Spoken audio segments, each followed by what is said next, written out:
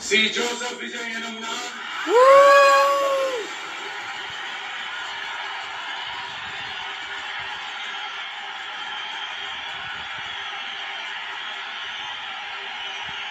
சட்டப்படி அமைக்கப்பெற்ற இந்திய அரசியல் அமைப்பின்பால் உண்மையான நம்பிக்கையும் மாறா பற்றும் கொண்டிருப்பேன் என்றும் இந்திய நாட்டின் ஒப்பில்லாத முழு முதல் ஆட்சியையும் நிறுத்துவேன் என்றும் தமிழ்நாட்டு அரசின் முதலமைச்சராக உண்மையாகவும் உளச்சான்றின்படியும்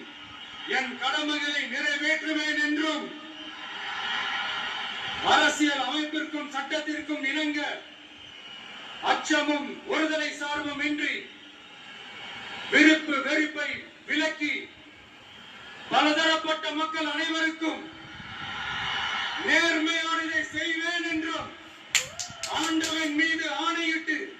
உறுதிமொழிகிறேன்.